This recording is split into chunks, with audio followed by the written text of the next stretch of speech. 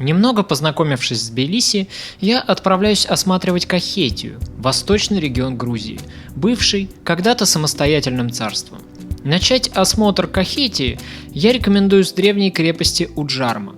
Находится она в 5 километрах от одноименного села и расположена в часе езды от грузинской столицы, на трассе на Телаве. Крепость, а точнее говоря ее руины, расположены среди живописнейших холмов. Мы с моим проводником поднимаемся на самую вершину, на высоту примерно 750 метров, туда, где когда-то стояли могучие стены и возвышались грозные башни.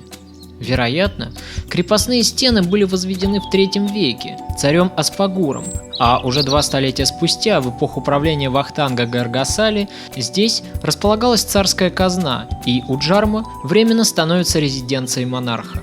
Здесь же легендарный царь и скончался от полученного в боях ранения.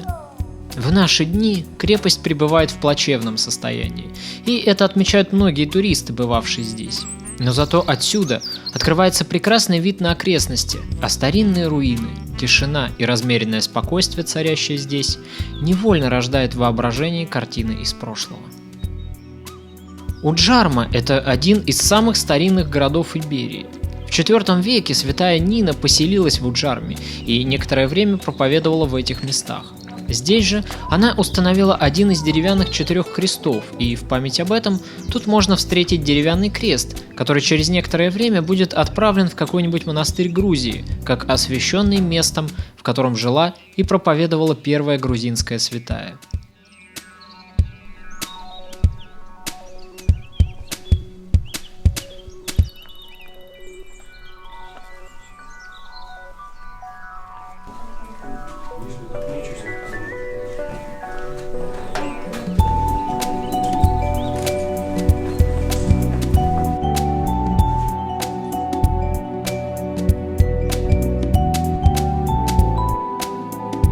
Даже здесь я ощутил радушие местных жителей. Смотритель Уджармы, узнав о нашей скромной съемочной группе, поспешил угостить нас вином собственного приготовления и рассказать историю этого места. Затем он показал нам свою келью, в которой живет постоянно, из года в год. Зимой он отапливает свое скромное жилище дровами, проводит время в молитвах и своими силами пытается совершить невозможное – восстановить заброшенные руины. Я даже не знаю, как зовут этого человека. Более того, он попросил меня не показывать в моей передаче его лица, обосновывая свою просьбу тем, что он всего лишь скромный раб Божий и не хочет хвастаться аскетичностью своей жизни и бескорыстным трудом. Его просьба для меня закон, поэтому мне пришлось пообещать этому человеку, что его лицо не попадет в интернет. В середине вот этого гора и этого гора находятся 2 старые церкви, которую я чищу сам. Без государства, без всего, без этого. Вчера, кстати, москвичи были, я познакомлю, они хотят работать с нами, религией в Вознитуре хотят сделать. Я согласен по этому вопросу, потому что специалисты у меня были, назвали сумму одну церковь, чтобы восстановить, Реставрация, да? 50 тысяч. У меня денег нету. Лари? Не, долларов. И это вы все сами, без государства? Без государства, без... Да. Сам Выпив дорог. вина и послушав историю Уджармы и археологических раскопок, проводившихся в этих местах, мы отправляемся вниз, чтобы осмотреть руины еще одной очень древней церкви, куда не водят, к сожалению, большинство туристов. Для меня же сделано исключение, за что смотрителю Уджармы большое-пребольшое спасибо. Руины старой церкви, предположительно 5 век нашей эры. Внутри царит прохлада и покоятся раскопанные останки людей, когда-то тут живших, и древний глиняный сосуд для хранения вина. Производит все это какое-то невероятное впечатление, и если вы способны чувствовать эту неуловимую связь эпох, то вы несомненно ощутите в этом месте легкий сквозняк из приоткрытой двери в прошлое.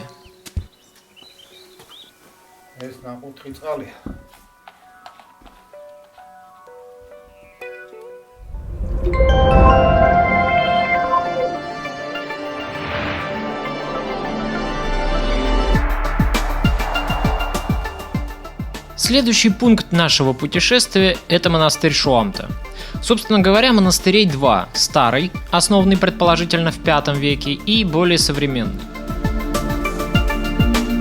Новый монастырь построен в XVI веке. По преданию, обитель основана кахетинской царицей Тиной. Еще в детстве ей приснился сон о том, что ей предстоит построить православный храм. И во сне она увидела место будущей постройки. Оно оказалось незнакомым ей, и только став женой кахетинского князя, Тина узнала увиденное во сне место во время путешествия по Грузии. Там и был основан монастырь, где впоследствии приняла монашеский постриг и сама Тина. Здесь ощущаешь присутствие Всевышнего.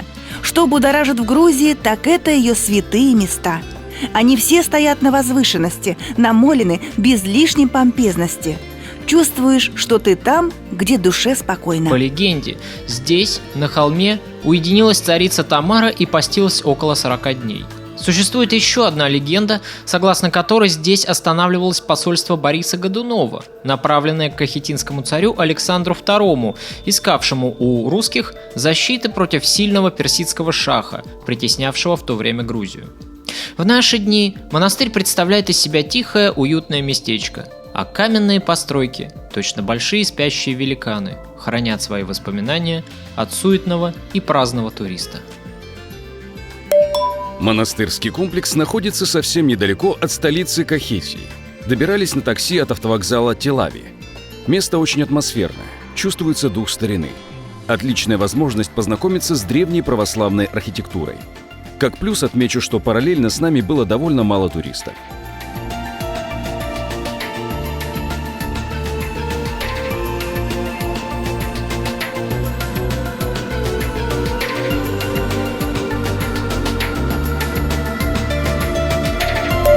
Если вы путешествуете по Кахетии, то обязательно нужно посетить это красивое место – Икалта. Величественный монастырский комплекс Икалта состоит из нескольких великолепных строений, возведенных в разные времена. Можно увидеть красивую маленькую купольную церковь, а также развалины известной академии.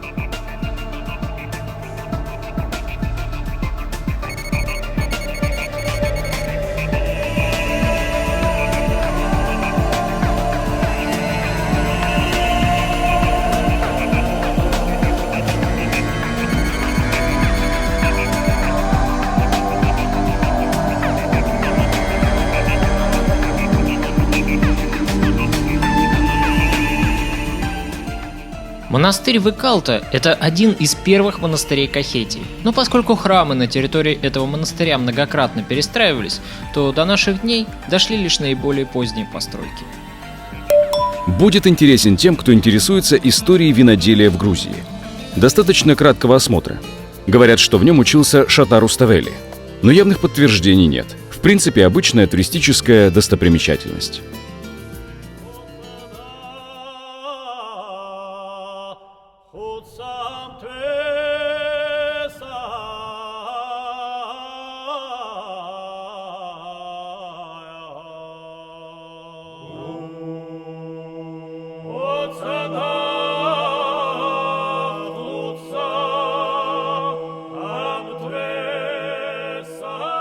По дороге в Напариуле мы делаем остановку на одной из местных ферм. Что меня поразило в Грузии, так это, пожалуй, тот факт, что даже в наше время развито плуговое землепашество. Спрашиваю у Сулхана, почему так? Ведь есть же тракторы, машины в конце концов. Он лишь глубокомысленно улыбается в ответ. «Нет, — говорит, — ты не понимаешь. Ведь если он наймет трактор, ему придется раскошелиться за аренду и на зарплату тракториста. Но тогда он не сможет выгодно продать урожай на местном рынке. И это, на секундочку, Европа. Всегда вспоминаю, как бабушка говорила мне, что грех оставлять еду на тарелке. Но только в Грузии, стоя под лучами палящего солнца, обливаясь потом и наблюдая за 10 минутами труда этих людей, выхваченных мною из каждодневной вереницы их будничных дней, я, пожалуй, впервые в жизни осознал, насколько это адский и неблагодарный труд.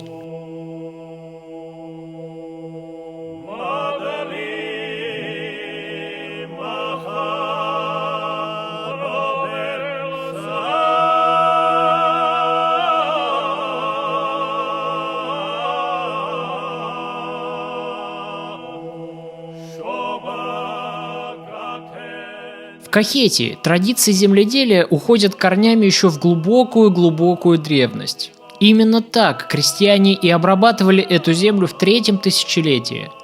Человечество уже давно преодолело феодальную раздробленность, победило чуму и проказу, научилось синтезировать антитела и антибиотики, запустило в космос спутники и ракеты. А этот крестьянин вспахивает землю ровно тем же способом, как до него это делал его отец и дед, а до них их отцы и деды. В науке сельского хозяйства плуг разделяется на тяжелый и легкий. Легкий плуг применяется при неглубокой пахоте на мягкой почве, преимущественно в горах. Этот фермер использует именно легкий плуг и лошадь, приученную к такому труду. На обучение лошади тоже нужно потратить время и силы. Потом нужно потратить время и силы на то, чтобы поливать и ухаживать за посевами. Потом время и силы на то, чтобы их собрать. И только в конце этого сложного процесса, если погода будет благосклонна к фермерам, они смогут собрать хороший урожай.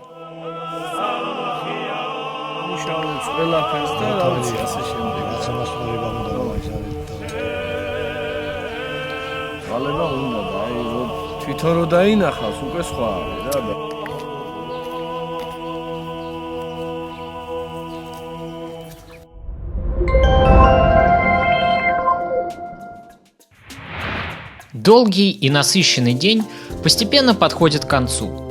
Под вечер мы заехали в гости в ресторанный дворик братьев-близнецов в Напариуле. И здесь, прямо к нашему приезду, открывается священнодействие. Одна из хозяек готовит лепешки в тандыре. Такой метод выпекания хлеба нельзя назвать грузинским, потому что точно таким же способом лепешки готовятся в Средней Азии, во всем Закавказье, в Монголии и даже в Индии. Несмотря на кажущуюся простоту, тандыр или тане, если по-грузински, устройство весьма хитроумное. За счет того, что процесс выпекания происходит не на открытом огне, а на раскаленных внутренних стенках, получается равномерная теплоотдача, а потому подгореть и одновременно не пропечься хлеб не может. Глина, из которой делают тане, должна выдерживать высокую температуру и обладать хорошей пластичностью. Перед формовкой для прочности в нее добавляют овечью или баранью шерсть. Чтобы тесто не отстало от стенки и не упало, оно должно быть качественным и хорошо вымешанным. Пока одна из хозяек готовит хлеб, другая женщина занимается варкой киселеобразного желе. Оно состоит из виноградного сока и муки, и эта смесь называется татара. Другая хозяйка тем временем нанизывает грецкий орех на нитку. Это очень долгий и кропотливый процесс, зато он хорошо успокаивает нервы, и вот вам прекрасная идея для медитации дома. Когда же татара и орехи готовы, остается самая приятная часть работы. Необходимо окунуть ореховые бусы в виноградную пасту и аккуратно вытащить их, повесив сушиться. Так рождается одно из самых известных грузинских лакомств – чурчхела. Опытные чурчхелисты извлекают сырую чурчхелу быстро и аккуратно, и кажется, что это очень просто. Туристам дают попробовать, и тут же выясняется, что даже в таком бесхитростном на первый взгляд деле нужно иметь сноровку и свой опыт.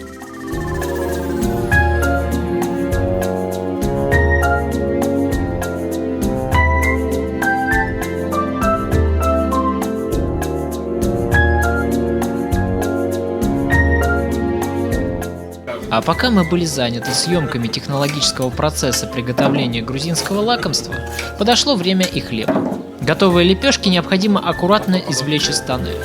Думаю, нет смысла говорить, каким вкусным и ароматным получился теплый, только что выпеченный в тандыре хлеб.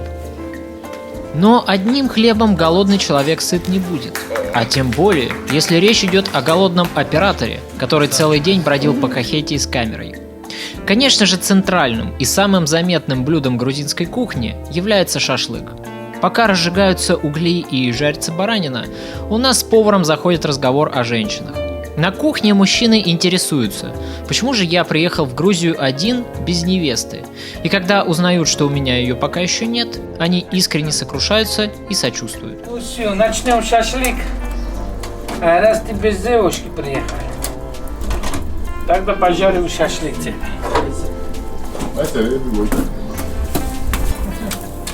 Кайхат.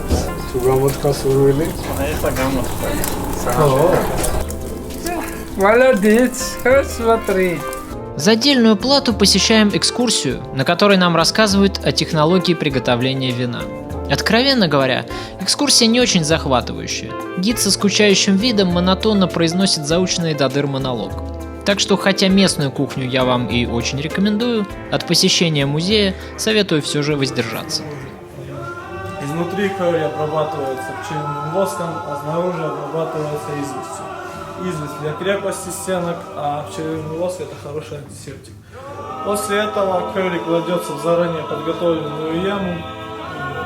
Пространство между стенками кролика и землей заливается известью тоже в жидком виде.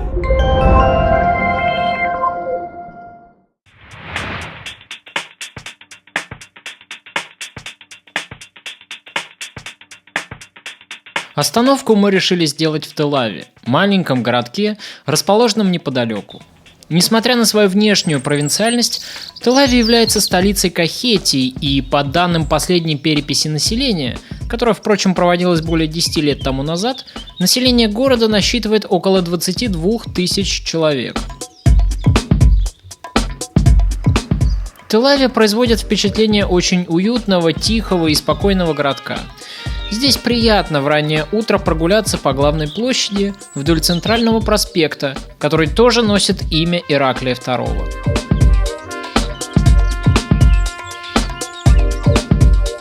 Что меня поразило в Грузии, так это доступность интернета. Бесплатный Wi-Fi здесь практически на каждом шагу, и это очень удобно.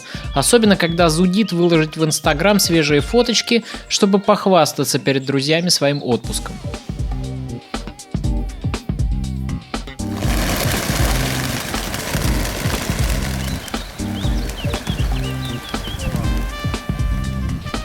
Тель-Авив известен прежде всего тем, что тут родился и умер кахетинский царь Ираклий II, которого в Грузии очень почитают и непременно изображают на коне и с мечом в руках.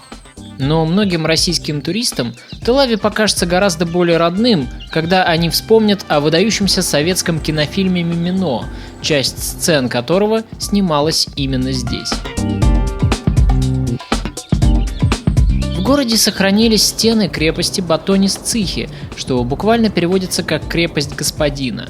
Стены замка начали возводиться в середине 17 века и были предназначены для защиты семьи и ближнего окружения кахетинского царя.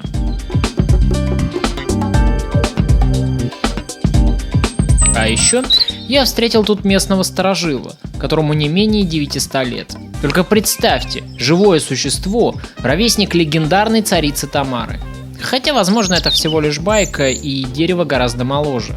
Но даже если и так, оно все равно очень старое и производит впечатление символа и хранителя города. Внутри даже есть маленькая нора, в которой, возможно, кто-то живет.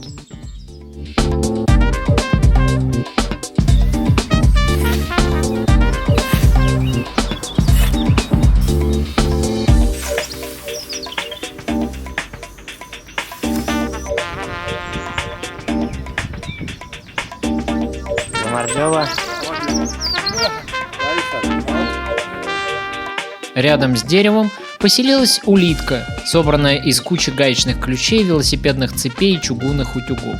Вообще, я заметил, что в Грузии любят творчество в стиле конструктивизма. В целом, Тель-Авив производит приятное впечатление, но на осмотр города, по моему мнению, хватит и половины дня.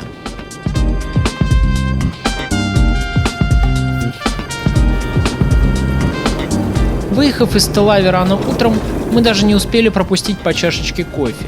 У меня в голове все время крутилась эта песня. Попробуйте угадать, какая? Ну, конечно же, я знал, что вы сразу поймете, о чем я.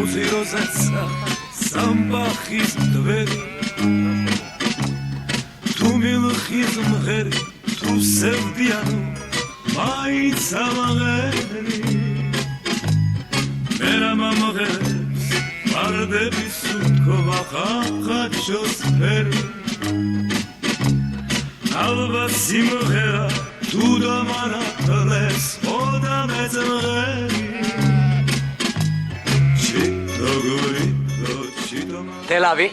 Yes, sure. It's possible. Да, это возможно. 1 минуту. 1 minute, it's not possible, I'm sorry. 1 минуту 3 minutes. нельзя. 3 минуты. And, 3 minutes, 25 marks 3 and минуты 50 стоит quid. 25 марок. Окей. Хорошо. Пожалуйста, запишите номер.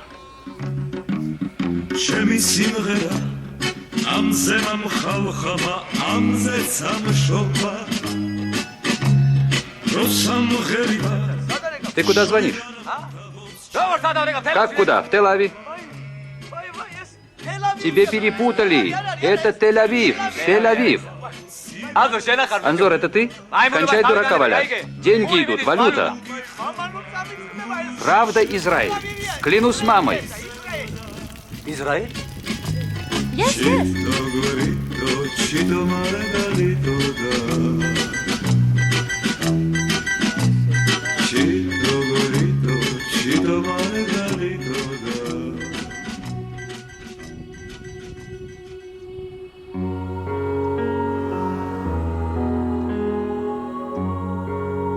Следующую остановку мы делаем в монастыре Алаверди, пожалуй, в одном из самых известных монастырей Кахетии.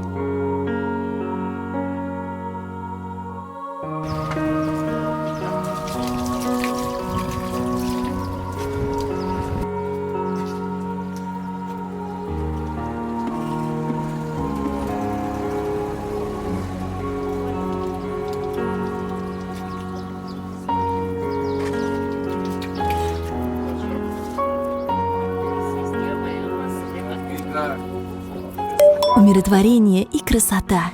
Здесь удивительно. Чтобы почувствовать Кахетию, здесь нужно немного пожить. Название монастыря не стоит путать со словом Алаверды, что буквально переводится с тюркского как «Аллах дал». Никаких Алаверды тут в принципе быть не может, иначе с вами просто не будут разговаривать. Скорее всего, название Алаверди произошло от Алва-Хварди. Именно так по-грузински произносится название Алванской равнины, посреди которой и основан этот монастырь. История монастыря уходит корнями в VI век и начинается с Иосифа Алавердского, который поселился в этих краях и построил здесь первый храм. В то время Кахетия находилась в самой гуще событий. Завоеватели сменялись один за другим, а войны не прекращались, поэтому неудивительно, что внешне монастырь скорее походит на феодальный замок, нежели на вместилище Бога. Хотя, стоит оказаться за массивными каменными стенами, как попадаешь как будто бы в другой мир. Размеренная неспешная жизнь монастырской братьи, виноградники и огромные равнины, уходящие за горизонт. В 1614 году Грузию сотрясло разорительное нашествие шаха Аббаса. Борис Годунов так и не смог помочь Александру II, да и не очень-то он, видимо, к этому стремился. Персидское нашествие на Грузию затронуло и Алаверди. Персы переселили сюда племена туркменов, которые превратили монастырь в коровник и в тюрьму. И только почти что полстолетия спустя удалось отвоевать монастырь обратно.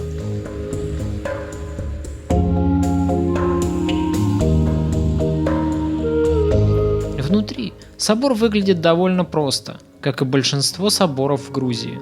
Все они очень древние, с неимоверно старинными росписями, покрывающими стены, но с очень скромным убранством, без суетной кичливости.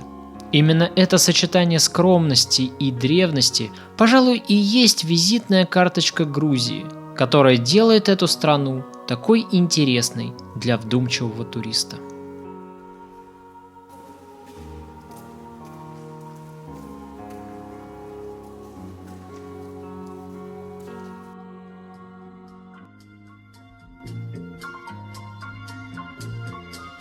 Приходит день, уходит день, один из тысячи. Чего мы ждем, о чем грустим, чего мы ищем? Кто в поле, кто в небе, кто в море, себя мы ищем себя. Лететь дождю, гудеть ветрам, шуметь погоде. Скажи, зачем, скажи, куда мы все уходим. Уходим из детства, из дома, от старых сказок, от прошлых себя.